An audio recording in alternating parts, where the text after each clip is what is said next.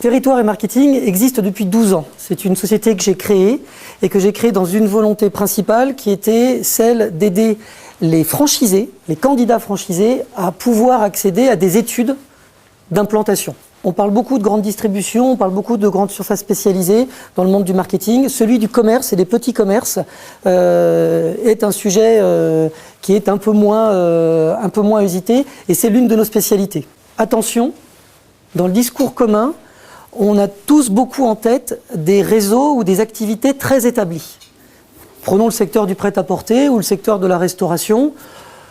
Beaucoup de restaurants et beaucoup de magasins de prêt-à-porter et on va dire que le territoire français est très très bien maillé, très bien couvert dans ce type d'activité. Mais il existe, même dans les secteurs que je viens d'évoquer, le cas de la restauration par exemple, il existe des secteurs nouveaux ou des pratiques nouvelles qui se développent et du coup le simple regard de où est la concurrence pour définir où sont mes limites n'existe plus. Imaginez tout simplement un réseau célèbre McDo il y a 30 ans. Si McDo devait regarder où était sa concurrence il y a 30 ans, à part en delà des frontières, il ne les aurait pas trouvés. Donc notre métier, c'est ça, entre autres, c'est d'être capable de constituer ces bases de données exhaustives de concurrents et de les placer précisément sur des cartes.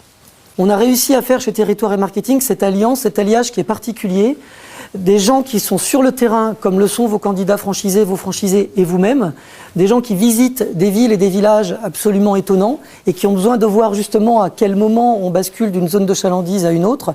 Et puis, ce mariage a été fait avec des gens issus des bases de données, issus de l'analyse géographique. Et chez Territoire et Marketing, je pense qu'on a réussi à faire ce mariage qui va être extrêmement utile et extrêmement pertinent dans la définition justement des territoires locaux. Faire une prévision, définir un territoire avant l'ouverture d'un magasin, c'est une chose.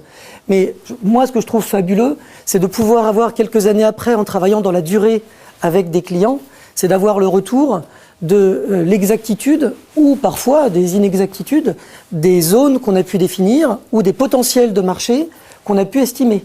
Donc ce qui est intéressant pour nous, c'est d'avoir cette remontée d'informations sur le fait qu'on ait estimé un niveau de chiffre d'affaires A et qu'à 2 ans, 3 ans, 4 ans, 5 ans, on atteint un chiffre d'affaires soit A, soit A', soit B'.